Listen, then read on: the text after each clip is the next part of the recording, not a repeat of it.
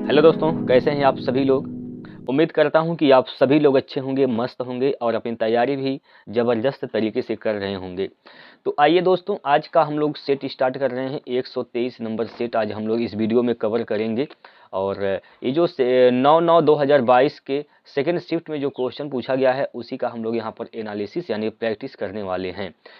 ये क्वेश्चन का सोर्स क्या है दोस्तों, तो रुक्मिणी प्रकाशन जो कि रेलवे के लिए ऑथेंटिक किताब मानी जाती है, इसी से हमने यहाँ पर क्वेश्चन लिया है वॉल्यूम 2 सीरीज का। ठीक है दोस्तों, चलिए ये किस किस एग्जाम में बेहतरीन होगा, किस किस एग्जाम के लिए यह बेहतरीन साबित होने वाला है, तो आप लोग देख सकते हैं।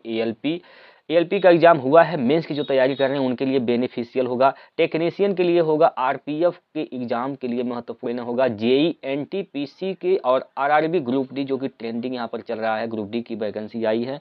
आप सभी लोगों ने फॉर्म भी अप्लाई किया है, तो आप उम्मीद करूंगा कि आप लोग इसी की तैयारी ही कर रहे होंगे और कुछ बच्चे तो एनटीपीसी की भी तैयारी कर रहे हैं। तो आप सभी लोगों के लिए बेहतर है, वीडियो पूरा देखिएगा, हर एक चीज समझ में आएगा दोस्तों। और जो बच्चे पहली बार देख रहे हैं, मैथ नहीं पढ़े हैं, उनके लिए भी बेहतर होगा, क्योंकि हम यहाँ पर एक एक चीज को बढ़िया से यहाँ पर एक्सप्लेन करते हैं, बताता हूँ मैं कि आपको ये चीजें कहाँ से आती हैं। ठीक है दोस्तों, इसलिए यह क्लास आप लोगों के लिए महत्वपूर्ण होगा। ठीक है, तो चलिए शुरुआत करते हैं।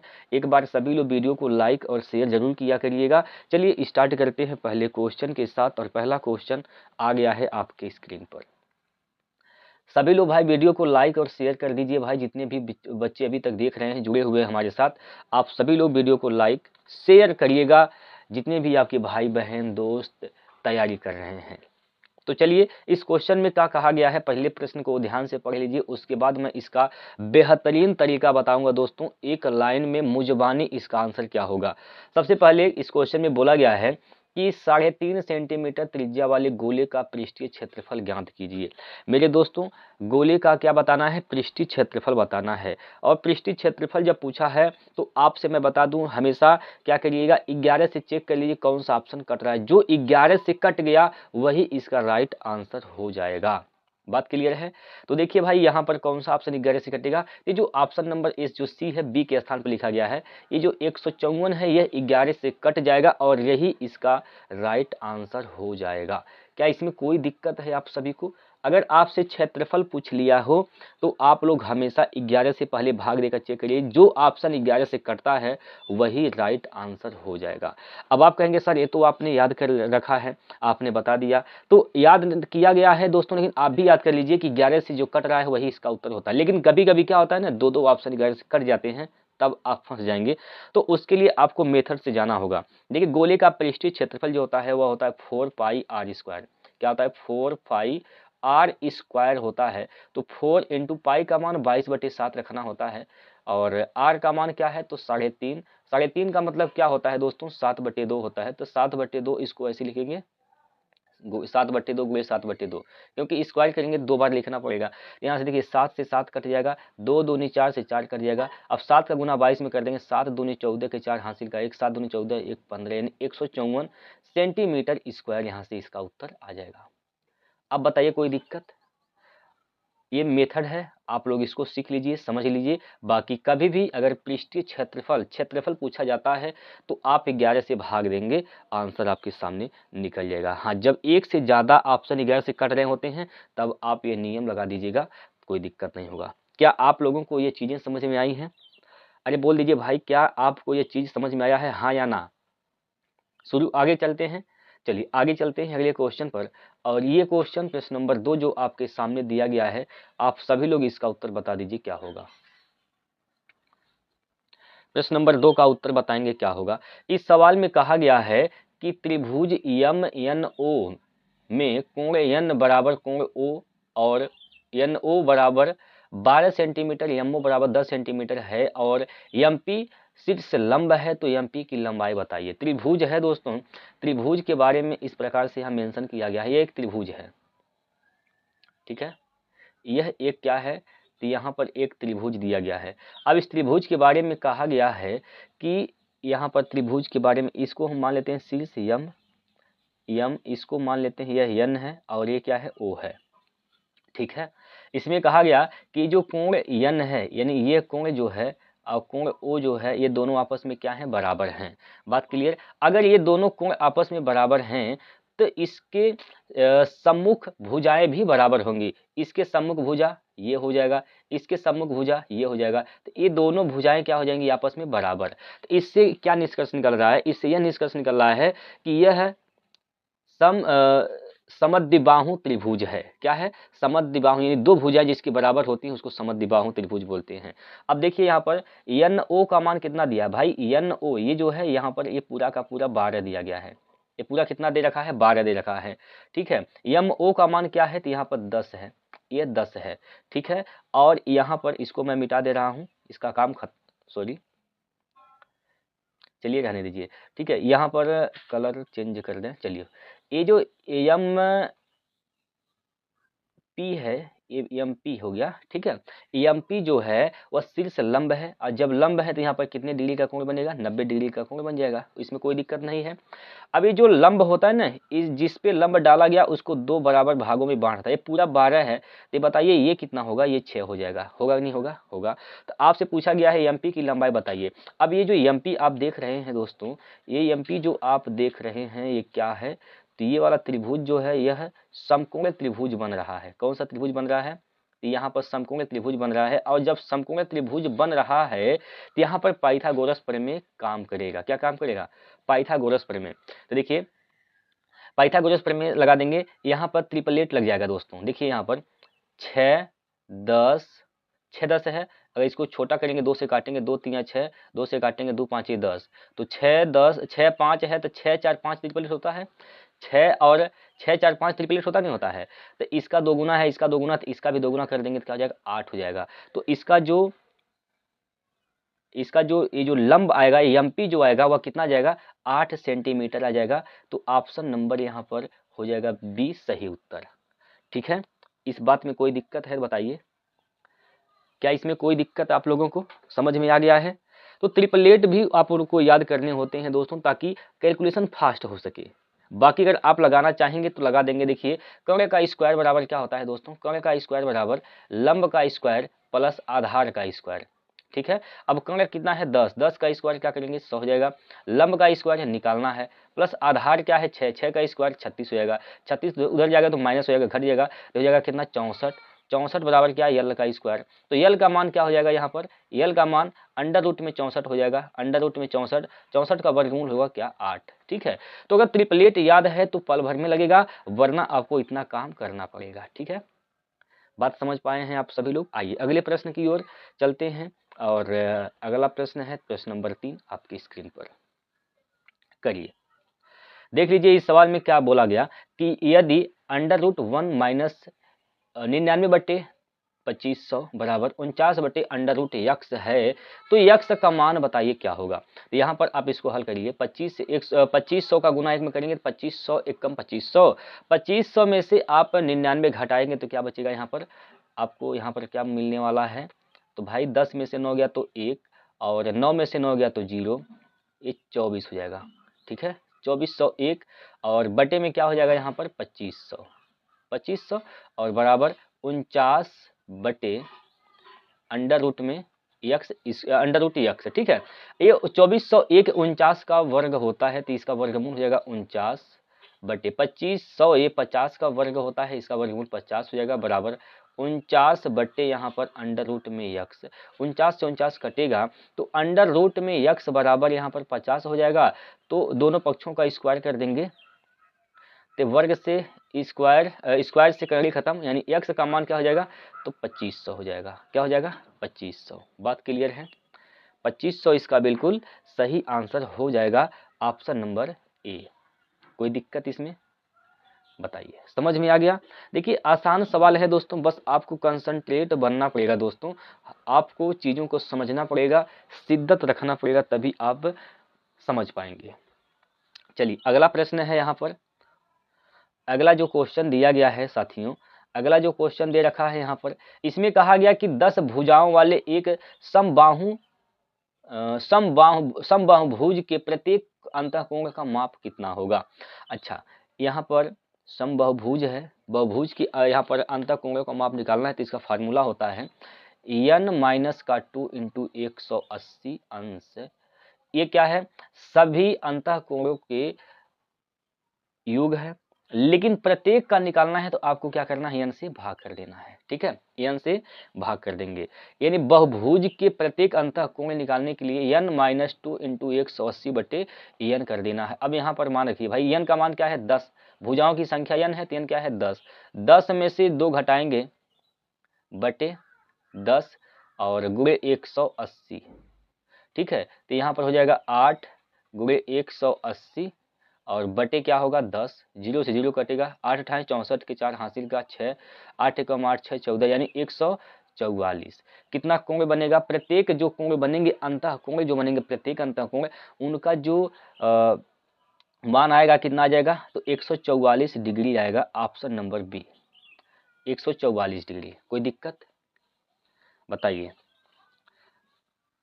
बोलिए भाई। यहाँ पर 10 भुजाएं हैं, 10 भुजाएं हैं और आपसे पूछा गया कि प्रत्येक अंतःकोण क्या होगा, तो ये फार्मूला आपको लगाना है, ये फार्मूला है, आप लोग इसको नोट कर लीजिए, ये फार्मूला आपको लगा देना है, उत्तर आपके सामने हो जाएगा। ठीक है, बात क्लियर है दोस्तों। चलिए आगे, अगर यहीं पर पूछ लिया जाए आपसे बाह्य कोण क्या होगा, प्रत्येक बाह्य कोण, तो प्रत्येक बाह्य कोण जो होता है दोस्तों, प्रत्येक बाह्य कोण, बाह्य टोटल बाह्य कोण का योग कितना होता है, 360 होता है। प्रत्येक बाह्य कोण निकालना होगा अगर, तो आप 360 में क्या कर देंगे, आप n से भाग कर देंगे, तो यहाँ पर कितना आ जाएगा, 36। ठीक है, ये प्रत्येक बाह्य कोण के लिए यह हो जाएगा नियम, और प्रत्येक अंतःकोण का नियम यह है। चलिए अगला प्रश्न यहाँ पर इसको लगाइए। इसमें कहा गया कि निम्नांकित पाई चार्ट 7 अलग अलग कॉलेजों में स्नातक स्तर के विद्यार्थियों के लिए वितरण को दर्शाता है। 7 अलग अलग कॉलेजों में स्नातक स्तर पर विद्यार्थियों का वितरण बताना है। यहाँ पर दे रखा है दोस्तों, और आपसे बोला गया है क्वेश्चन में यहाँ पर कि पी और टी कॉलेज में स्नातक स्तर पर पढ़ने वाले विद्यार्थियों की संख्या का योग ज्ञात कीजिए। अच्छा, यहाँ पर टोटल विद्यार्थियों की संख्या दिया ही नहीं है। ठीक है, तो टोटल विद्यार्थियों की संख्या नहीं दिया है, तो आप लोग तो यहाँ पर लिख देंगे जो टोटल विद्यार्थी हैं, यहाँ पर मैं लिख दे रहा हूँ टोटल विद्यार्थी, टोटल स्टूडेंट कितने हैं यहाँ पर, तो टोटल जो स्टूडेंट हैं मेरे दोस्त वह कितने हैं, नोट कर लेंगे यहाँ पर 32,500, 32,500 ये टोटल क्या है, ये टोटल स्टूडेंट हैं। अब आपसे पूछा किसका गया है, तो पी और टी, पी में कितने हैं भाई 12 और टी में कितने हैं 18, 12 18 30।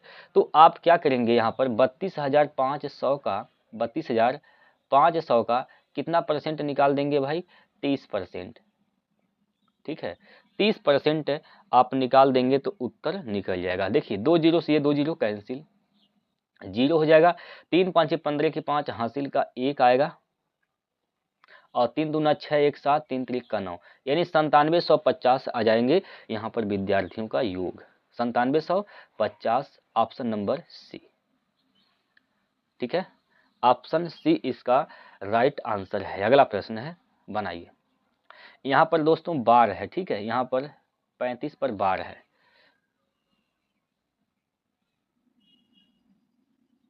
चलिए, ये 35 पर बार दिया गया है, तो इसका आंसर क्या होगा, P बटे Q के रूप में व्यक्त करना है। Q नॉट इक्वल टू 0 है, P और Q दो के दोनों ही क्या हैं, पूर्णांक हैं। तो देखिए ये जो बार वाले क्वेश्चन बनते हैं इसको कैसे हल करते हैं। देखिए क्वेश्चन क्या है, 0.435, ये 3 5 पर क्या है, बार है। तो आपको करना क्या है, आपको करना क्या है दोस्तों, इसमें आप यहाँ पर 435 लिखेंगे, 435 लिखेंगे, जिस पर बार नहीं होता है उसको यहाँ पर घटा देते हैं। तो बार किस पर नहीं है, 4 पर, तो 4 को घटा देंगे। बटे नीचे क्या लिखना है, तो नीचे लिखना होता है दोस्तों, जितने अंकों पर बार होता है उतना 9, तो नीचे 2 अंकों पर बार है तो 2 ठो नीचे 9 लिख देंगे, और जितने अंकों पर बार नहीं होता है उतना 0, एक अंक पर बार नहीं है तो 1 ठो 0। तो 435 में से 4 घटाएंगे तो बचेगा कितना, 431, अब बटे 990, 431 बटे 990 इसका राइट आंसर है, ऑप्शन नंबर सी। ठीक है, चलिए अगला प्रश्न, जल्दी जल्दी आप लोग भी सवाल को लगाते रहें भाई। देखिए ये सवाल त्रिकोणमिति का है, और इस सवाल में क्या कहा गया, cosec x plus cot x plus 1 एक कोष्टक में दिया गया है और एक कोष्टक में दिया गया है sec x minus tan x minus 1 का मान बताइए क्या होगा। देखिए कोसेक एक्स को लिख सकते हैं 1 अपान साइन एक्स, लिख सकते हैं 1 अपान साइन एक्स लिख सकते हैं। कॉट एक्स को लिख सकते हैं कॉस एक्स बटे साइन एक्स और प्लस का 1 यहाँ पर देवे किया है। यहाँ पर आइए सेक को लिख सकते हैं 1 अपान कॉस एक्स और माइनस 10 को लिख सकते हैं साइन एक्स बटे कॉस एक्स और माइनस 1। इसको हल करना है तो यहाँ पर हो जाएगा, हल करेंगे तो 1 प्लस कॉस एक्स और प्लस का साइन एक्स बटे नीचे क्या हो जाएगा साइन एक्स, ठीक है। और एक कोष्टक में यहाँ पर क्या होगा 1 minus sine x minus cos x बटे क्या हो जाएगा कॉस एक्स। देखिए अगर आप यहाँ से कॉमन लेंगे, इस वाले में से कॉमन लेंगे माइनस का, तो माइनस कॉमन लेंगे तो क्या हो जाएगा, यहाँ पर माइनस अगर कॉमन लेंगे ऐसे, यहाँ से माइनस कॉमन लेंगे तो एक कॉस प्लस हो जाएगा और साइन क्या हो जाएगा, सॉरी दोस्तों, आप यहाँ पर माइनस कॉमन लेंगे ऐसे, माइनस कॉमन लेंगे तो जब माइनस कॉमन लेंगे तो माइनस वाला प्लस और प्लस वाला माइनस हो जाएगा, प्लस वाला माइनस और माइनस वाला क्या हो जाएगा, तो यहाँ पर प्लस हो जाएगा, ठीक है। बोलिए होगा कि नहीं होगा। तो यहाँ पर कॉस हो जाएगा, ये सभी प्लस हो जाएंगे दोस्तों, माइनस साइन है तो ये भी प्लस हो जाएगा और माइनस का से भी प्लस हो जाएगा। तो यहाँ पर हो जाएगा क्या 1 minus sine x plus cos x, यानी एक कोष्टक में हो जाएगा 1 plus sine x plus cos x, 1 plus cos x sine x plus cos x और एक कोष्टक में 1 minus sine x plus cos x होगा। तो ये क्या हो जाएगा a square plus a minus b square का सूत्र बन जाएगा। तो यहाँ पर हो जाएगा 1 minus sine x plus cos x का होल स्क्वायर, ठीक है। ए स्क्वायर माइनस बी स्क्वायर बटे नीचे क्या हो जाएगा sign x into cos x, sine x into cos x, ठीक है। अब थोड़ा सा इसको छोटा कर देते हैं, चलिए यहाँ पर दोस्तों इसको जब हल करेंगे तो क्या होगा भाई, यहाँ पर देखिए जब इसको आप ए प्लस इसको 1 ये तो एक रहेगा, अब माइनस यहाँ पर दोस्तों जब हल करेंगे तो sine x plus cos x का होल स्क्वायर का जब नियम लगाएंगे तो इसको जब आप हल करिएगा तो ये जानते हैं क्या आ जाएगा, यह आ जाएगा 1 minus 2 sine x into cos x, अब बटे नीचे क्या है sine x into cos x, ये तो 1 1 से कट जाएगा और देखिए यहाँ पर साइन एक्स कास एक्स खत्म हो जाएगा तो क्या बचेगा, यहाँ पर माइनस का 2 बचेगा। तो इसका जो आंसर आएगा वह माइनस का 2 आएगा, क्या आएगा माइनस का 2, यानी ऑप्शन नंबर सी, ठीक है। थोड़ा सा दोस्तों यहाँ पर कैलकुलेशन करना है इसमें, बाकी कोई दिक्कत नहीं है, आप लोग बना लेंगे, ठीक है। अगला प्रश्न, चलिए इसका उत्तर बताइए क्या होगा।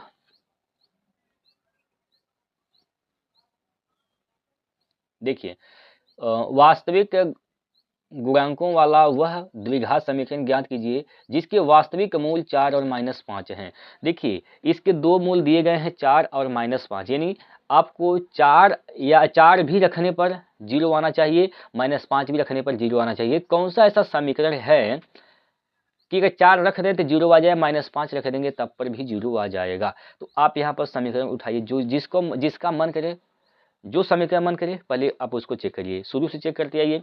देखिए एक्स स्क्वायर -5 एक्स -24 है, एक्स का मान अगर 4 रखेंगे तो 4 का स्क्वायर 16 हो जाएगा और माइनस 4 5 20 हो जाएगा और फिर माइनस का क्या है 24 है, 0 आएगा क्या, यहाँ से 0 आएगा, यहाँ से 0 नहीं आएगा, इसका मतलब ये समीकरण गलत है, ठीक है। उसी प्रकार यहाँ भी चेक कर लीजिए, 4 का स्क्वायर 16 और -4 चौको 16 तो कट जाएगा, माइनस का 20 आएगा, यहाँ से भी 0 नहीं आएगा, इससे चेक करिए, यहाँ चेक करिए 4 चौको 16 तीसरे वाले से, 4 चौको 16 -4 और माइनस का 20, ठीक है। 4 चौको 16, 4 चौको 16 हो जाएगा, और 16 और ये प्लस, सॉरी दोस्तों, 16 प्लस यक्स है ना यहाँ पर, तो प्लस का 4 यानी 16 4 20 माइनस 20 प्लस 20 माइनस 20 क्या हो जाएगा 0। तो यहाँ से दोस्तों बन रहा है 0, तो यही इसका राइट आंसर होगा। अब 5 भी रखकर चेक करना पड़ेगा, -5 भी रखेंगे यहाँ पर, तो 5 का स्क्वायर 25 -5 और माइनस का 20, 25 में से -5 प्लस -20, तो -25 प्लस 25 कट के क्या आ जाएगा 0 आ जाएगा। तो यही जो सी ऑप्शन है यही समीकरण बन पाएगा। ठीक है, यही समीकरण बन पाएगा। ये तो हो गया ऑप्शन से। ऑप्शन से कैसे लगाएंगे, लेकिन अगर आप कहते हैं सर ऑप्शन से नहीं लगाना है, मेथड बता दीजिए। देखिए मेथड के चक्कर में नहीं पड़ना है, हालांकि मैं आपको बताऊंगा, लेकिन दोस्तों याद रखिएगा मेथड के चक्कर में नहीं पड़ना, आपको आंसर निकालना है। कैसे आप आसानी से निकाल पाएंगे इस बात पर आपको फोकस करनी है। तो सबसे बेहतरीन तरीका तो यही है। लेकिन दोस्तों अगर आप मेथड से लगाना चाहते हैं तो देखिए मेथड क्या होता है, इसका तरीका होता है एक्स स्क्वायर माइनस मूलों का योगफल, यानी मूलों का योगफल alpha plus beta into x, ठीक है, और प्लस मूलों का गुणनफल यानी अल्फा इंटू बीटा बराबर 0। तो देखिए एक्स स्क्वायर यहाँ पर आएगा, एक्स स्क्वायर माइनस मूलों का योग करेंगे तो 5 -5 प्लस 4, तो -1 बचेगा, तो -1 यानी माइनस माइनस प्लस हो जाएगा, तो यानी एक्स हो जाएगा यहाँ पर, और प्लस यहाँ पर क्या आएगा मूलों का गुणनफल 4 5 20, तो माइनस का 20 आएगा दोस्तों, माइनस यहाँ पर 20 कर लेंगे, माइनस का 20, ठीक है, बराबर 0। तो यहाँ पर ये तरीका है, इसका मेथड हो जाएगा। ठीक है, हालांकि देखिए आसान तो ये लग रहा है, लेकिन ये छोटा सवाल था यहाँ पर इसलिए आसान ये लग रहा था। ठीक है, तो दोनों तरीका आप याद रखिए, कोई दिक्कत नहीं है। अगला प्रश्न है, बनाइए।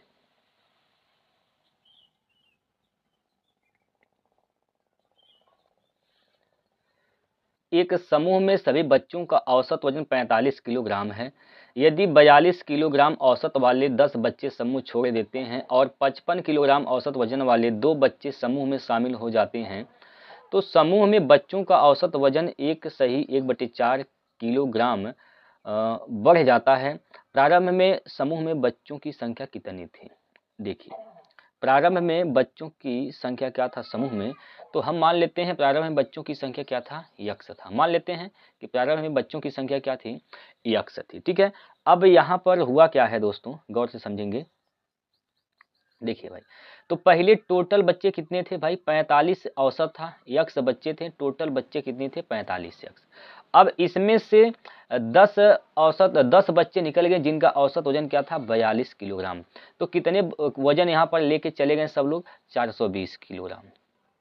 लेकिन 10 बच्चे निकले हैं, 2 बच्चे यहाँ पर शामिल हुए हैं, 55 किलोग्राम औसत वजन लेकर आए हैं अंदर। तो 55 दूना 110 किलोग्राम यहाँ पर अपना जो है वजन यहाँ पर 2 बच्चे लेकर आए हैं।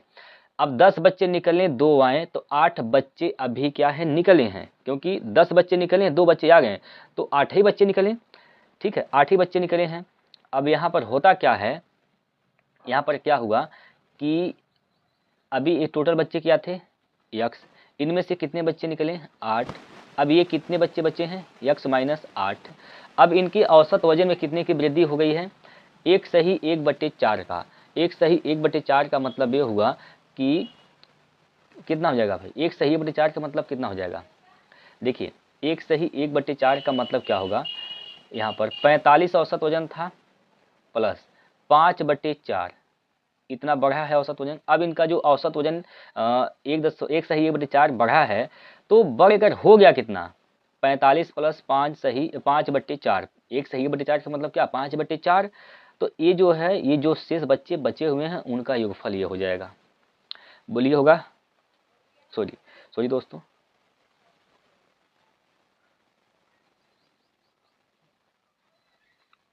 अ, 45 और प्लस यहाँ पर कितना हो जाएगा, यहाँ पर 45 प्लस यहाँ पर 5/4, इसको ब्रैकेट में रख लेंगे। ठीक है, ब्रैकेट में रख लेंगे, कोई दिक्कत नहीं है।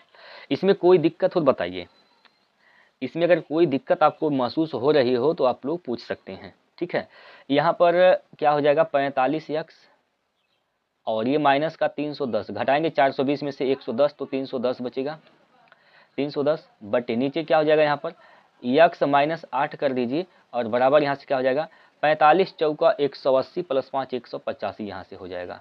185 बट्टे क्या हो जाएगा यहाँ पर 4 हो जाएगा। ठीक है, आप यहाँ से 5 से काटेंगे, 5 साते नहीं 5 दूनी 10, 5 तियाँ 15, 3 5 साते 35, 5 से काटेंगे 5 9 45, 5 से काटेंगे 5 6 30, 5 दूनी 10 यानी 62 बार में कटेगा। तो यहाँ से हो जाएगा, तिरिया गुना करेंगे तो 9 चौको 36 यक्स और माइनस 62 चौको 4 दूनी 8, 4 छक 24 यानी 248 यहाँ से हो जाएगा।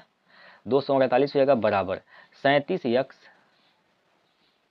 माइनस 8 साते 56 के 6 हासिल का 5, 8 3 24, 24 5 29 हो जाएगा यानी 296 यहाँ पर आ जाएगा। ठीक है, यक्स वाला एक तरफ, बिना यक्स वाला एक तरफ, तो इसको जब इधर लेकर जाएंगे तो हो जाएगा 37 माइनस 36 यानी यक्स बराबर 296 में से 248 घटा देंगे तो भाई 16 में से 8 गया तो क्या बचेगा 8, और 8 में से 4 गया तो क्या बचेगा 4, 2 में से 2 गया तो 0, यानी यक्स का मान कितना आ गया, तो आप कहेंगे सर 48 आ गया। यक्स क्या माना गया था, उस प्रारंभ में बच्चों की संख्या मानी गई थी यक्स, तो प्रारंभ में बच्चों की संख्या ही पूछा गया था कि इस समूह में कितने बच्चे हैं, हमने कहा सर यक्स बच्चे हैं, तो यक्स का मान कितना आ गया 48 आ गया। तो 48 इसका राइट आंसर हो जाएगा ऑप्शन नंबर ए। बात क्लियर है दोस्तों, बता दीजिए क्या यह बात आप लोगों को समझ में आई है कि नहीं आई है। कर लेंगे आप लोग, कर लेंगे भाई। चलिए आगे बढ़िए, अगला जो प्रश्न है यहाँ पर प्रश्न नंबर 11, इसका उत्तर बता दीजिए कितना होगा। देखिए इसमें कहा गया 3 वर्ष पहले एक आदमी की आयु उसके पोते की आयु की 6 गुनी थी। 3 वर्ष बाद उनकी आयु उसके पोते की आयु की 4 गुनी से 6 वर्ष अधिक होगी। पोते की वर्तमान आयु कितनी है, क्या बताना है, पोते की वर्तमान आयु कितनी है आपसे पूछा गया है। जल्दी से बताइए क्या है पोते की वर्तमान आयु। चलिए बताइए भाई, पोते की वर्तमान आयु कितनी है। देखिए यहाँ पर एक आदमी है और इसका एक पोता है। ठीक है, अभी पोते की उम्र का, पोते की आयु का 6 गुना है, तो अगर पोते की आयु हम यक्स मान लेते हैं और ये क्या हो जाएगा तो 6 यक्स हो जाएगा। ये कब का उम्र है, ये 3 वर्ष पहले का है, तो आज कितना हो जाएगा भाई, आज वर्तमान में कितना हो जाएगा, तो यहाँ पर 6 यक्स प्लस 3 आदमी का उम्र हो जाएगा और यक्स प्लस 3 पोते का उम्र हो जाएगा। यहाँ पर ये वर्तमान आयु है। ठीक है, लेकिन ये बोला गया है कि 3 वर्ष बाद उनकी आयु पोते की आयु के 4 गुने से 6 वर्ष अधिक होगी। 3 वर्ष बाद अगर जाएंगे तो वर्तमान से 3 वर्ष जाएंगे तो इसमें 3 और जोड़ेंगे तो यक्स प्लस 3 में 3 जोड़ेंगे तो हो जाएगा 6। ये 3 वर्ष बाद आदमी की आयु हो जाएगी और ये किसके बराबर है, 3 वर्ष बाद पोते की उम्र, तो 3 यक्स प्लस 3 प्लस 3 यानी 6 हो जाएगा।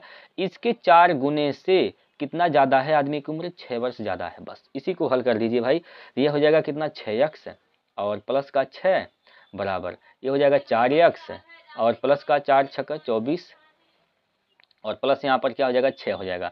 देखिए 6 से 6 तो कट ही जाना है और यहाँ पर 4 यक्स इधर लेकर जाएंगे तो क्या बचेगा 2 यक्स बचेगा। 2 यक्स बराबर कितना होगा, तो 2 यक्स बराबर हो जाएगा 24, तो यक्स का बराबर क्या हो जाएगा 12। यक्स का मान 12 हो गया। यक्स क्या है, 3 वर्ष पहले उनकी पोते की आयु है, तो ये वर्तमान आयु यह है, तो वर्तमान आयु पूछा गया है, पोते की वर्तमान आयु बताइए। यक्स प्लस 3 है, यक्स का मान 12 और प्लस 3 क्या हो जाएगा 15 वर्ष। 15 यानी ऑप्शन नंबर सी, पोते की वर्तमान आयु कितना है, तो सर 15 वर्ष है। ठीक है, चलिए अगला प्रश्न है, इसको लगाइए। एक व्यक्ति 6 किलोमीटर प्रति घंटा की चाल से निश्चित दूरी 6 घंटे में और 4 किलोमीटर प्रति घंटा की चाल से कुछ दूरी को 10 घंटे में तय करता है। तय की गई संपूर्ण दूरी के लिए उसकी औसत चाल बताइए। औसत चाल निकालने के लिए कुल दूरी बटे कुल समय, कुल दूरी बटे कुल समय, कुल दूरी कितना भाई, 6 किलोमीटर प्रति घंटा की गति से चलता है 8 घंटे, तो कितना दूरी तय किया, 8 छक 48 किलोमीटर यहाँ से तय किया, प्लस 10 घंटे में तय कर 10 घंटे चलता है 4 की स्पीड से, 10 चौको 40 किलोमीटर यहाँ से दूरी तय कर लिया, बटे टोटल कितना समय है, 10 घंटा यहाँ 8 घंटा यहाँ, कितना हो जाएगा 18 घंटा। ये कितना हो जाएगा यहाँ पर 88 बटे 18, 88 बटे 18, इसको काटेंगे 2 से तो 2 9 18, 2 से काटेंगे 44 दूना 88, तो 9 से काटेंगे 9 चौको 36, 36 9 चौको 36 और 8 क्या बचेगा, 36 और 8 44, तो 4 सही 8/9 किलोमीटर प्रति घंटा। ठीक है, 4 सही 8/9 किलोमीटर प्रति घंटा इसका क्या होगा, औसत चाल होगा, ऑप्शन नंबर सी। चलिए अगला प्रश्न, इसको लगाइए, जल्दी से उत्तर बताइए भाई क्या होगा। 3 पाइप ए बी सी एक साथ मिलकर एक टंकी को 8 घंटे में भर सकते हैं। तीनों पाइप 2 घंटे के लिए खोले जाते हैं, उसके बाद पाइप सी बंद कर दिया जाता है। बाद में पाइप ए और पाइप बी शेष भाग को 9 घंटे में भरते हैं। पाइप सी अकेले टंकी को कितने घंटे में भरेगा।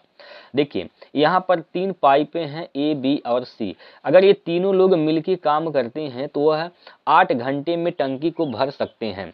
भाई ए प्लस बी प्लस सी, अगर तीनों लोग मिलके काम करेंगे तो यहाँ पर 8 घंटे में टंकी को भर देंगे। लेकिन क्या होता है कि तीनों को 2 घंटे के लिए चालू करते हैं।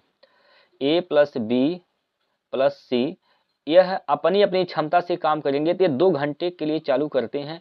अभी भी ए प्लस बी प्लस सी तीनों के कितने दिन का काम बचा हुआ है, ए प्लस बी प्लस सी ये तीनों का अभी भी 6 घंटे का काम क्या है, बचा हुआ है। अब यही शेष काम, ये 2 घंटे के लिए चालू किया गया तीनों को, ये तो काम हो गया है, चालू किया गया हो गया, ये शेष बचा हुआ है। अब यही शेष कार्य, अब सी को तो बंद कर दिया गया, अब यहाँ पर ए बी दोनों काम कर रहे हैं, तो यहाँ पर इस शेष कार्य को 9 घंटे में समाप्त करते हैं। तो यहाँ पर निकाल देंगे हम इनका औसत, 3 से काटेंगे 3 दूना 6, 3 से काटेंगे 3 तिरिका 9। यहाँ पर कहेंगे ए प्लस बी प्लस सी बटे ए प्लस बी बराबर कितना हो जाएगा, 3/2 हो जाएगा। ठीक है, अब बताइए यहाँ पर ए प्लस बी प्लस सी का क्षमता क्या है, 3 है, तो टोटल कार्य क्या हो जाएगा, 3 × 8, क्योंकि यही टोटल कार्य है। इनका क्षमता, तीनों का क्षमता कितना है, 3, 3 × 8 यानी 24 टोटल कार्य है। अब यहाँ पर ए प्लस बी, ए और बी की क्षमता क्या है, 2, तो सी की क्षमता कितना हो जाएगी, 1, क्योंकि तीनों का मिलाकर कितना 3 है, जिसमें से ए प्लस बी कितना है 2, तो सी का मतलब 1 होगा। तो सी अगर अकेले उस टंकी को भरेगा 1 की क्षमता से, कितना समय लग जाएगा उसको, 24 घंटे का समय लगेगा। तो बी ऑप्शन इसका सही हो जाएगा। ठीक है, बी ऑप्शन इसका राइट आंसर है। चलिए अगला प्रश्न है, लगाइए।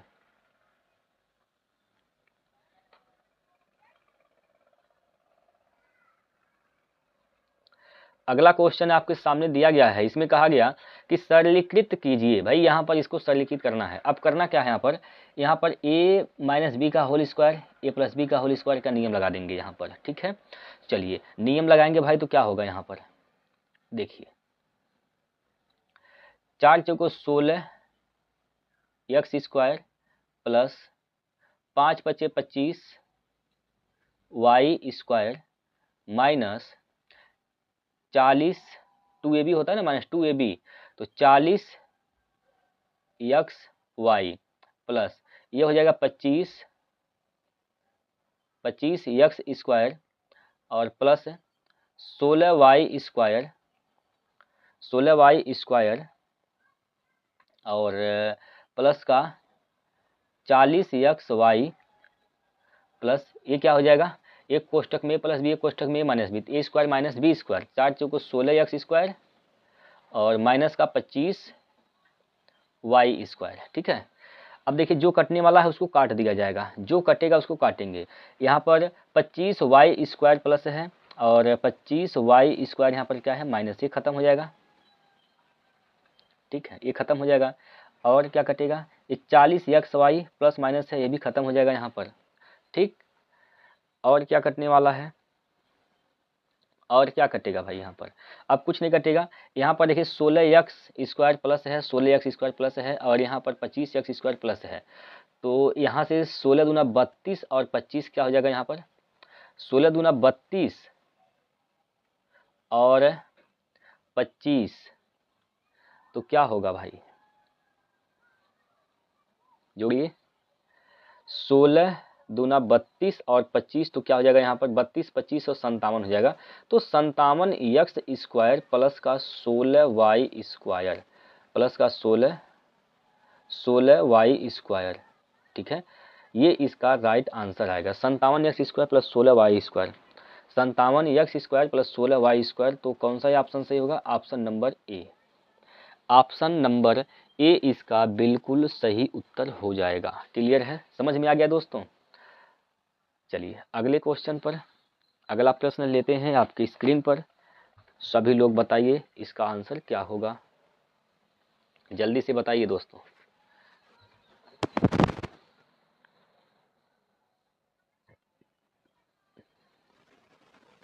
देखिए क्या बोला गया इसमें, एक वॉशिंग मशीन का क्रय मूल्य एक टीवी के क्रय मूल्य से 40% कम है। अच्छा, यहाँ पर वॉशिंग का जो क्रय मूल्य है, वॉशिंग का क्रय मूल्य क्या मानते हैं? ये वॉशिंग का क्रय मूल्य और ये टीवी है।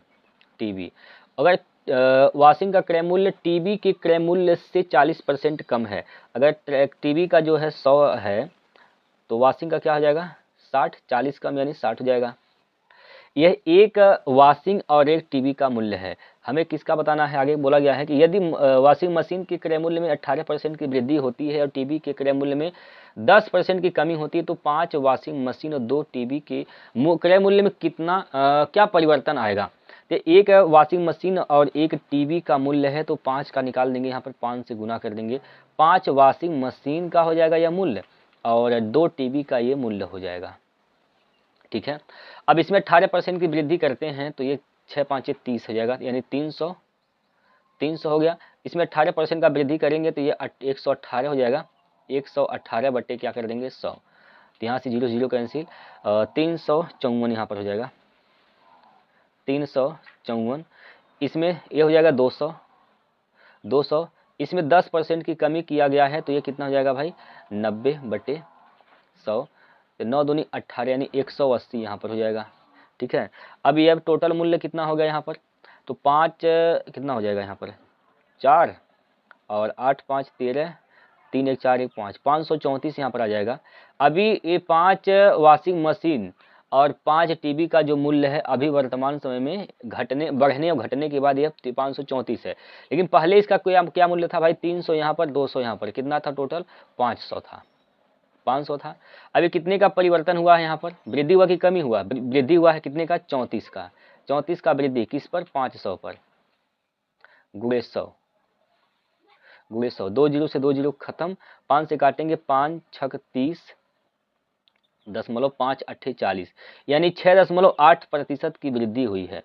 6.8% की वृद्धि, यानी ऑप्शन नंबर बी ऑप्शन इसका राइट हो जाएगा। ठीक है, चलिए अगला प्रश्न लगाइए भाई। अच्छा, एक बात और आप लोगों को मैं बताया नहीं कि पीडीएफ के लिए भी अगर आप चाहते हैं पीडीएफ प्राप्त करना तो पीडीएफ के लिए क्या करना है? टेलीग्राम चैनल जिसका लिंक मैं नीचे दे दूंगा डिस्क्रिप्शन में, वहाँ से आप जुड़िए और इसका पीडीएफ भी प्रैक्टिस करने के लिए लीजिए। और ख़ास बात एक और बता दें दोस्तों कि रेलवे के लिए दोस्तों हम लोग यहाँ पर तैयारी कर रहे हैं, तो रेलवे का ये तो मैथ का चल ही रहा है, साथ ही साथ साइंस का भी प्रीवियस ईयर क्वेश्चन का हम लोग प्रैक्टिस करा रहे हैं, तो उसको भी आप लोग देखिएगा। और रीजनिंग का भी यहाँ पर क्या किया जा रहा है? प्रीवियस ईयर क्वेश्चन का प्रैक्टिस कर रहे हैं, तो वो भी आप लोगों देख लीजिए। ठीक है, तीनों क्लास आप लोगों के लिए बेहतर होगा दोस्तों, और हर एक क्लास महत्वपूर्ण है, एक भी छूटे ना दोस्तों।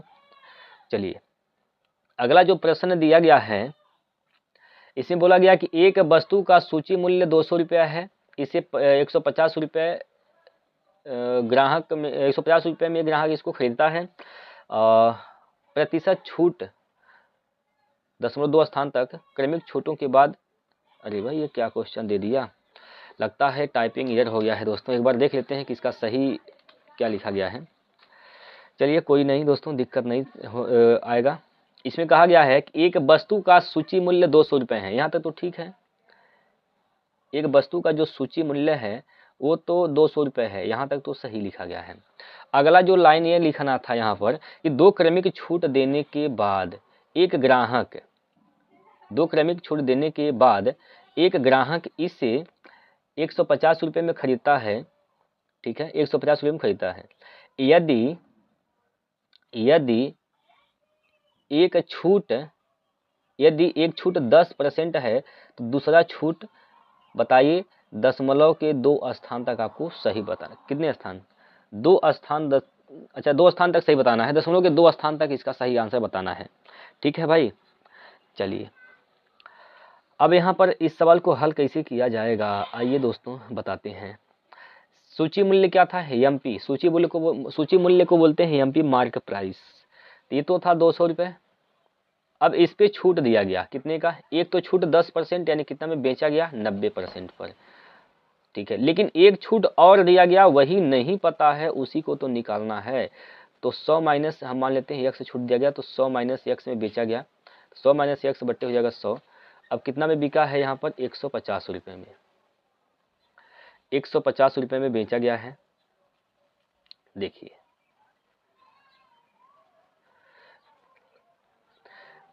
यहाँ पर काटेंगे 2 जीरो से, 2 जीरो कैंसिल, और 9 दूनी 18, 1 जीरो से इसको भी खत्म कर देंगे तो 180 हो जाएगा यहाँ पर। 9 दूनी 18 यानी, अच्छा इसको भी काट देंगे यहाँ पर दोस्तों, कट जाएगा। जहाँ तक कटेगा उसको पहले काट के छोटा करिए। इसको काटेंगे 3 से, 3 त्रिक का 9, 3 से काटेंगे 3 5 15, 50 बार में कट जाएगा। 2 से काटेंगे तो यहाँ पर 25 बार में ये भी ख़त्म हो जाएगा। ठीक है, 25 बार में भी ख़त्म हो जाएगा। तो ये हो जाएगा कितना, कितना होगा यहाँ पर हो जाएगा कितना दोस्तों? 300 माइनस 3x, या फिर ऐसे लिखिए यहाँ पर 100 माइनस x बराबर 250 बटे कितना हो जाएगा यहाँ पर? 3 हो जाएगा। तो x का मान निकालना है तो इसको इधर लेकर जाएंगे तो हो जाएगा कितना? 100 माइनस 250 बटे 3। ठीक है,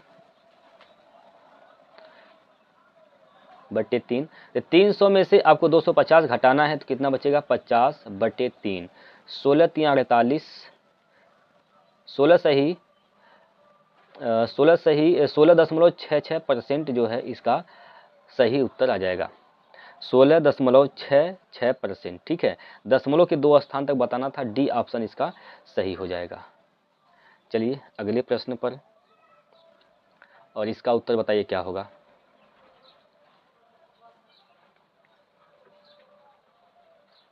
देखिए संख्या 310, 208 और 180 का महत्तम बताइए क्या होगा। भाई महत्तम क्या होता है? बड़ी से बड़ी संख्या जो इन तीनों को विभाजित कर दे। तो बड़ी से बड़ी संख्या क्या है? इसमें 8 दिख रहा है। 8 क्या इन तीनों को काटता है? नहीं काटेगा, इसका मौसा नहीं होगा। 6 से भी नहीं कटेगा, ये भी इसका मौसा नहीं होगा। 4 से कटेगा क्या? 310 ही नहीं 4 से कटेगा, ये भी इसका मौसा नहीं होगा। 2 वह सबसे बड़ी संख्या है जो तीनों को विभाजित कर देगी, तीनों को विभाजित कर देगी। तो इसका सही उत्तर क्या हो जाएगा? 2। ठीक है, 2 इसका मौसम आएगा, ऑप्शन नंबर डी। अगला क्वेश्चन, चलिए बनाइए। एक आदमी अपनी मासिक आय का 30% बचत करता है। देखिए आय बराबर होता क्या है? आय बराबर क्या होता है? आय बराबर खर्च प्लस बचत। आय बराबर क्या होता है? खर्च प्लस बचत। यानी अपनी मासिक आय का 30% बचत करता है। 30% का मतलब होता है 3/10। यानी उसका आय अगर 10 है, अगर आय क्या है? 10 है, तो 3 क्या करता है? बचत करता है। बचाता कितना? 3। तो खर्चा कितना करता है? 7 करता है। ये सब अनुपात है, अगर अनुपात में 0 लगा देंगे तो इसके मान में कोई परिवर्तन नहीं होता है। ठीक है, अब इसमें बोला गया कि यदि उसकी मासिक आय में 10% की वृद्धि होती है। भाई 100 में 10% की वृद्धि करेंगे तो क्या हो जाएगा? 110 हो जाएगा। ठीक, तो उसकी तो वह पिछली बचत से 20% अधिक बचाता है। यानी बचत में 20% की वृद्धि होती है, तो 30 का 20% निकालेंगे तो कितना हो जाएगा? 30 का 120 कर देंगे यहाँ पर, 12 3 36, यहाँ पर क्या हो जाएगा? 36 हो जाएगा। यानी बचत 36 कर रहा है, तो अब खर्चा कितना करेगा यहाँ पर? तो 10 में से 6 गया तो बचेगा 4, और 10 में से 3 गया तो क्या बचेगा? 7। 74 खर्चा कर रहा है। तो वही पूछा गया, उसके व्यय में हुए प्रतिशत वृद्धि ज्ञात कीजिए। ठीक 1 दशमलव स्थान तक। भाई पहले व्यय कितना होता था 70, अब कितना होता है 74। कितना पर वृद्धि किया गया यहाँ पर 4 का, किस पर 70 पर, गुणे यहाँ पर 100, गुणे क्या कर देंगे 100 कर देंगे, तो 0 से 0 कैंसिल, यानी 40/7, 7 नहीं 7 छक 42, 7 5 35, 5 बार जाएगा, 7 5 35, ठीक है। यानी 5 से शुरुआत होगा, एक ही ऑप्शन 5 से शुरुआत हो रहा है, 5.7 इसका सही उत्तर हो जाएगा, ठीक है। अगला प्रश्न है, लगाइए इसको।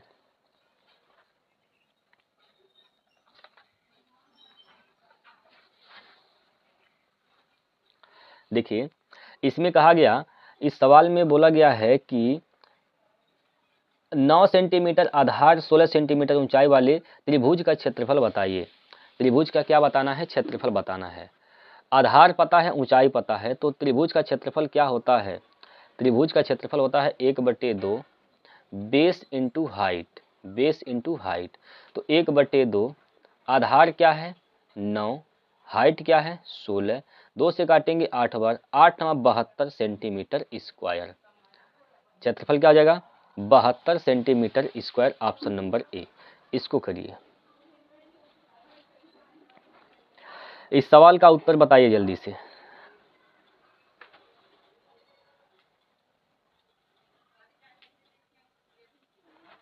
इस सवाल का आप सभी लोग उत्तर बताएंगे क्या होगा।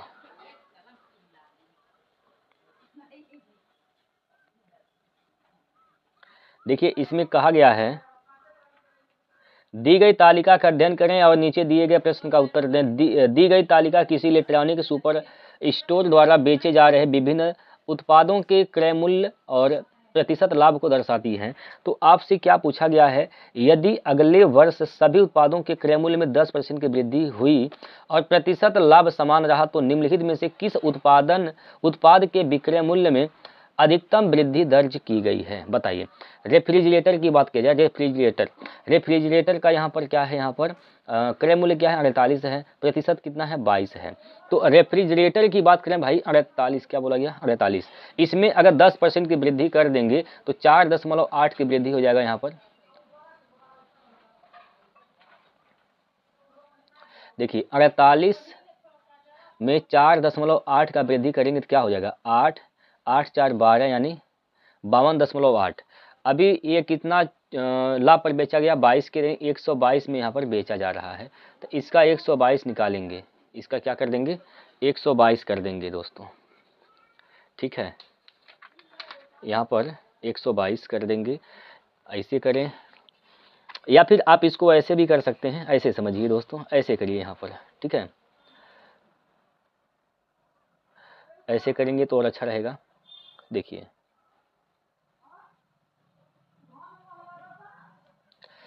48 रुपया, 48,000 जो है रेफ्रिजरेटर का दाम है, 10% का वृद्धि होता है तो 48 का 10% 122 निकाल देंगे, इसका 122 के लाभ पर, ये क्या है इसका क्रय मूल्य 122 पर बेचा जा रहा है, 22% लाभ पर बेचा जा रहा है, इसका मतलब 122 में बेचेंगे, ये इसका विक्रय मूल्य हो जाएगा।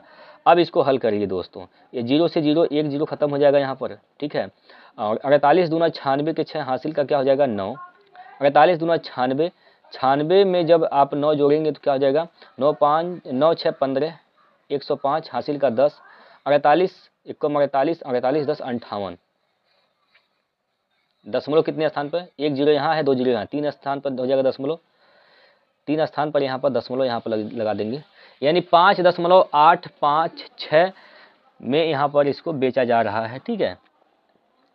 इतना वृद्धि दर्ज हुआ है, इतना यहाँ पर वृद्धि हुआ है, ठीक है। तो सबसे ज़्यादा किस पर हुआ है, अच्छा इस पर चेक कर लेते हैं म्यूजियम सिस्टम पर। म्यूजियम में कितना है, तो म्यूजियम में यहाँ पर 65 है, म्यूजियम में कितना है यहाँ पर 65 है इसका मूल्य है, ठीक है, और 18% है यहाँ पर, तो इसका क्या हो जाएगा भाई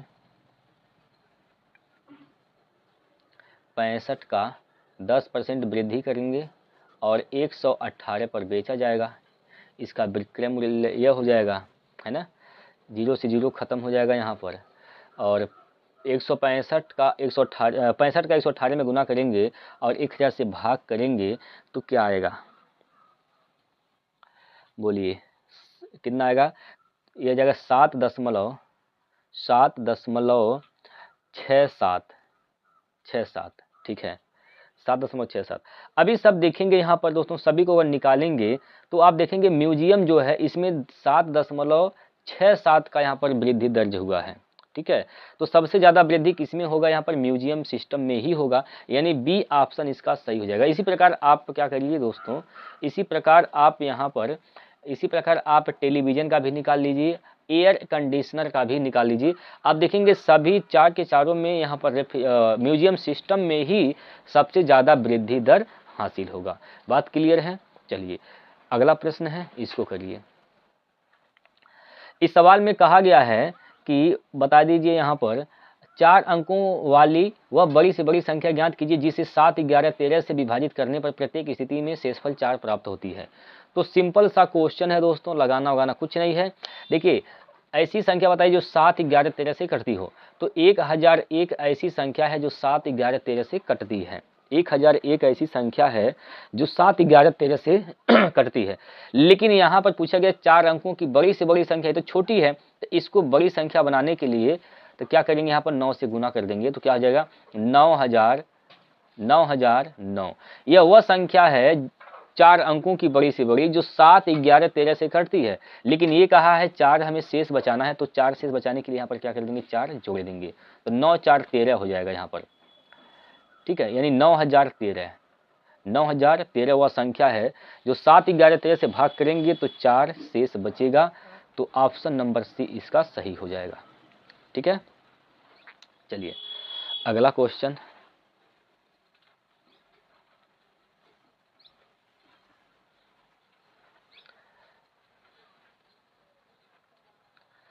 समीकरण x प्लस 3 माइनस 8 है। यहाँ पर देखिए क्या बोला गया, मूलों की प्रकृति के संबंध में इनमें से कौन सा कथन सत्य है। कौन सा कथन यहाँ पर सत्य है आपसे पूछा जा रहा है, बताइए। गुना कर देंगे, यहाँ पर क्या हो जाएगा, x स्क्वायर माइनस का 3x और माइनस का 8 बराबर, ये क्या हो जाएगा, x स्क्वायर एक कोष्टक में a प्लस बी, एक कोष्टक में एक कोष्टक में प्लस बी, एक कोष्टक में माइनस बी है, तो x square minus y square, यानी ये हो जाएगा 2x स्क्वायर और माइनस 3 का स्क्वायर, 9 दूनी 18, यहाँ से हो जाएगा माइनस 18। इसको इधर लेकर आएंगे तो एक्स स्क्वायर प्लस का 3x प्लस का कितना हो जाएगा 3x हो जाएगा, और माइनस का यहाँ पर क्या हो जाएगा 10 आ जाएगा, ठीक है।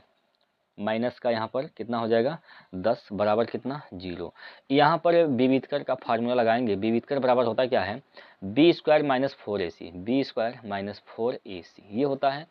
तो डी का मान निकालने हैं, डी का मान निकालना है तो बी 3 का स्क्वायर 9 माइनस 4ac, 4ac तो 4 दही हम 40, प्लस का यहाँ पर 40 हो जाएगा, ठीक है भाई, प्लस का 40 यहाँ पर आ जाएगा, 40 प्लस 9 यानी 49, प्लस का 9 आएगा दोस्तों। डी का मान कितना आएगा, प्लस का 9। अच्छा ये सब मान जो होता है ना यहाँ पर इस पर निर्धारित हो करते हैं। एक श्रीधराचार्य का फार्मूला होता है x बराबर minus b plus minus under root b square minus 4ac बटे 2a। अब यहाँ पर देखिए बी स्क्वायर माइनस 4ac यही क्या होता है, डी होता है, तो डी कहाँ जाएगा, अंडर रूट में आएगा। 49 आ रहा है दोस्तों, 49 का वर्गमूल निकलेगा, 49 का क्या होगा वर्गमूल निकल जाएगा। और जब वर्गमूल निकल जाएगा तब क्या होगा भाई, जब इसका वर्गमूल निकल जाएगा तो यह वास्तविक होंगे इसके मूल और असमान होंगे। क्या होंगे, वास्तविक होंगे। कहने का मतलब सिंपल बात यहाँ से याद रखिएगा, ये जो d का मान आता है इसी पर निर्भर करता है। अगर d का मान ग्रेटर देन 0 आ गया तो मूल क्या होगा, वास्तविक होगा। वास्तविक के साथ साथ और क्या होगा, असमान होगा। तो मूल वास्तविक और असमान यानी ऑप्शन नंबर ए इसका राइट आंसर हो जाएगा। मूल क्या होगा, वास्तविक असमान होगा, ठीक है। अगर d का मान 0 से बड़ा आता है, ग्रेटर आता है तो वास्तविक असमान होगा, ठीक है। बात क्लियर है। चलिए अगले क्वेश्चन पर, अगला प्रश्न है, इसको बनाइए।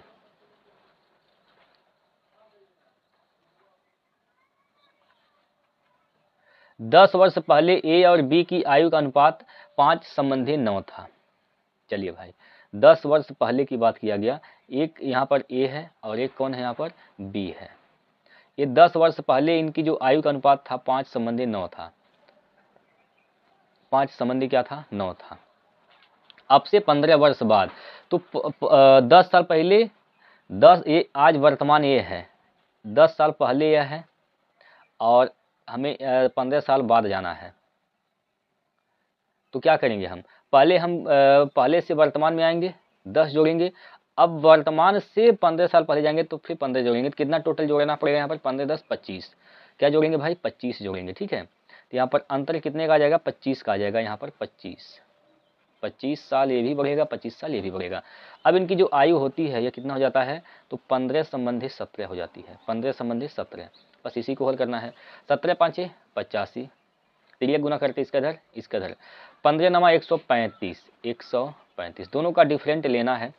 तो 0 और 13 में से 8 8 5 13 यानी 50 आ जाएगा, बराबर इन दोनों का अंतर क्या हो जाएगा, तो 2 गुणे 25, 25 गुना 50 यानी 1 अनुपात बराबर 1।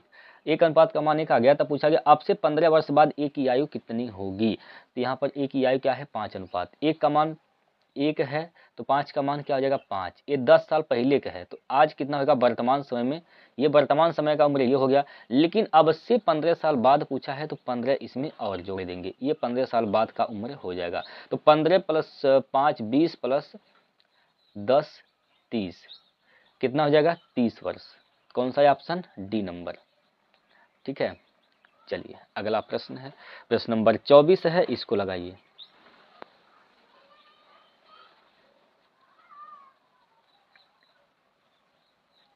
देखिए भाई यदि p plus q plus r बराबर 13 है, p plus q plus r बराबर 13, p q plus q r plus r q बराबर 30 है, तो p square plus q square plus r square minus 3p q r का मान क्या होगा।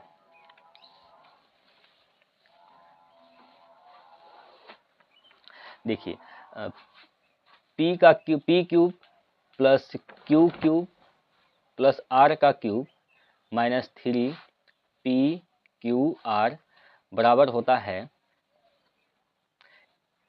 p q plus r, p plus q plus r, p square plus q square plus r square minus p q minus q r minus r p, ठीक ये होता है। अब यहाँ से हमें इसका मान तो निकालना है, p plus q plus r का मान पता है, ये स्क्वायर वाले का मान नहीं पता है, तो पहले आप स्क्वायर वाले का मान निकालेंगे, ठीक है। स्क्वायर वाले का मान निकालेंगे यहाँ पर, तो स्क्वायर वाले का मान कैसे निकालेंगे, यहाँ पर देखिए ऐसे निकाला जाएगा, p plus q plus r का होल स्क्वायर यहाँ से निकाल लेंगे। तो यहाँ से जब निकालेंगे तो क्या होगा, p का स्क्वायर प्लस क्यू का स्क्वायर प्लस आर का square plus 2pq plus q r plus R P या पी आर, ठीक है। अब यहाँ पर इसका मान कितना है 13, तो 13 का स्क्वायर 169 बराबर इसका मान निकालना है। इसका मान दिया है 30, 30 दूना 60, तो p square plus q square plus r का स्क्वायर प्लस 60, 60 घटाएंगे तो क्या बचेगा 109। ये p square plus q square plus r square का मान 109 आ गया।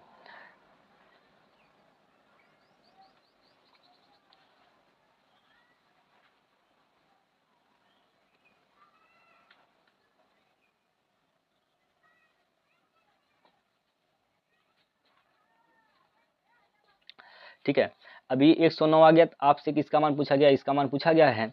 और यहाँ पर नियम ये होता है इसका लगाने का, तो यहाँ पर p plus q plus r का मान कितना है 13 है, 13 है, चलिए 13 है। और गुणे इसका मान कितना निकालें आपने भाई, यहाँ पर 109 निकाला गया है, 109 निकाला गया है। इसमें से घटाना क्या है, इसका मान घटा देंगे, क्योंकि देखिए यहाँ पर यहाँ पर क्या होगा ना, यहाँ पर अगर माइनस कॉमन लेंगे तो P q plus q r plus R P हो जाएगा। तो यहाँ पर माइनस यानी घटा देंगे, तो घटाएंगे क्या 30, 30 घटाएंगे तो क्या बचेगा, यहाँ पर 9 बचेगा, 7 गुणे 13। अब 13 का यहाँ पर गुना करिए, 13 9 117 के साथ हासिल का 11, 13 7 91, 91 और 11 जोड़ेंगे तो हो जाएगा 2, यानी 1027 आ जाएगा। तो इसका जो उत्तर आएगा वह 1027 आएगा। कितना आएगा, 1027 आएगा। ठीक है, लेकिन दोस्तों क्या आपको ऐसे करना है, तो मैं कहूँगा नहीं, आपको ऐसे बिल्कुल भी नहीं करना है। आपको ऐसे इतना लंबा चौड़ा कैलकुलेशन नहीं करना। तो क्या करेंगे आप भाई, अगर आपको फार्मूला पता है कि यहाँ पर P plus q plus r से गुना करना है, इसका मतलब इसका मान क्या है 13, 13 क्या है, एक अभाज्य संख्या है। तो इसका मतलब जब 13 से गुना किया गया तो ऑप्शन 13 से कटना चाहिए। अब ऑप्शन को चेक करेंगे कौन सा ऑप्शन 13 से कटेगा। इसको देखिए, ये नहीं कटेगा, ये भी नहीं कटेगा, एक ही ऑप्शन ऐसा सी है जो 13 से कटेगा, बाकी ये भी नहीं कटेगा। ठीक है, तो आपको सिर्फ और सिर्फ 13 से गुना करके, 13 से विभाज्यता का नियम लगा देना है, 13 से भाग देकर चेक कर लेना है। जो ऑप्शन 13 से कट गया वही इसका सही उत्तर हो जाएगा। आपको ये कैलकुलेशन बिल्कुल भी नहीं करना है। ठीक है, समझ में आया। चलिए आगे अगला प्रश्न। देखिए, एक वस्तु का क्रय मूल्य 5,000 रुपये है, 25% का लाभ अर्जित करने के लिए वस्तु का विक्रय मूल्य कितना होगा। 5,000 इसका सीपी यानी क्रय मूल्य है, 25% लाभ यानी 25% का मतलब 1/5, तो 5/5 में बेचा जाएगा, 5/4 में बेचा जाएगा। ठीक है, 4 से काटेंगे, 4 1 4 बचेगा 1, 4 दूनी 8, 2 बचेगा 4 5 20, 25 पंजे 125 पंजे 625। ठीक है, 625 यानी 625 जीरो यानी 625, 6250 रुपये इसका सही उत्तर होगा, 6250, बी ऑप्शन। क्लियर है। चलिए इसको लगाइए।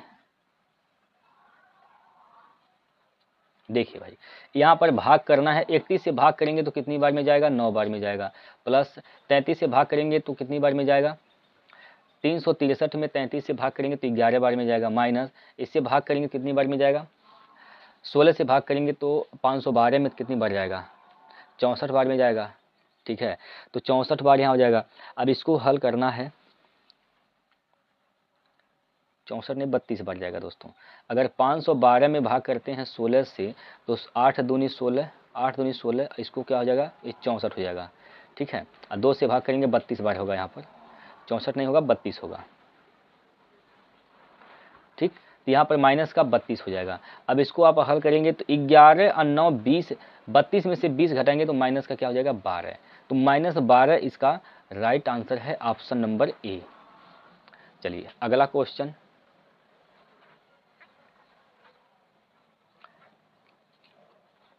देखिए, सुमन ने 20,000 की राशि 10% वार्षिक चक्रवृद्धि ब्याज की दर पर निर्देशित की।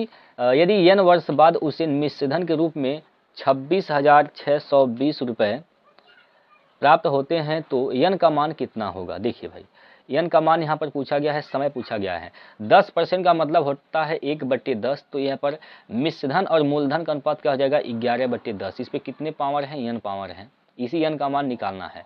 अब यहाँ पर जो है, यहाँ पर मिश्रधन कितना है 26,620 है, बटे मूलधन कितना है तो 20,000 है। ठीक, इसमें जो कटने वाला है उसको खत्म कर देंगे, 0 से 0 खत्म हो जाएगा, 2 से काटेंगे 2 1 कम 2, 2 3 6, 2 3 6, 2 1 कम 2, 2 से काटेंगे ये हो जाएगा 1000। अब 1331 क्या होता है 11 का क्यूब, 1 क्या होता है 10 का क्यूब। इसको लिख सकते हैं 11/10 पावर 3। अगर आधार समान होता है तो घात भी समान होते हैं, तो n का मान क्या हो जाएगा 3 वर्ष। n का मान कितना होगा 3 वर्ष, ऑप्शन नंबर डी। चलिए अगला प्रश्न।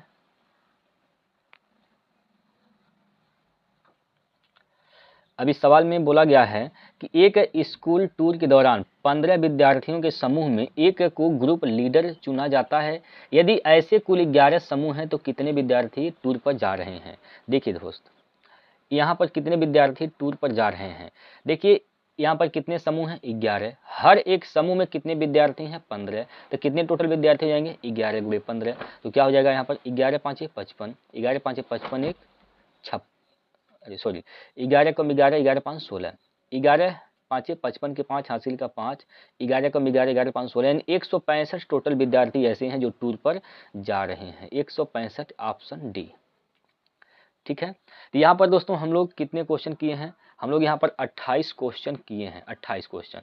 अब आप लोग हमें बताइए इन 28 प्रश्नों में कितने ऐसे प्रश्न हैं जो आप लोगों ने खुद से बना पाए हैं? तो आप लोग कमेंट करके जरूर बताइएगा। और पीडीएफ के लिए इसका टेलीग्राम चैनल है और उसका लिंक मैं डिस्क्रिप्शन में दे दूंगा, आप लोग वहां से ज्वाइन होकर इसका पीडीएफ प्राप्त कर सकते हैं। ठीक है दोस्तों, चलिए फिर हम लोग कल मिलते हैं अगले सेट को लेकर। तब तक के लिए जय हिंद, जय भारत।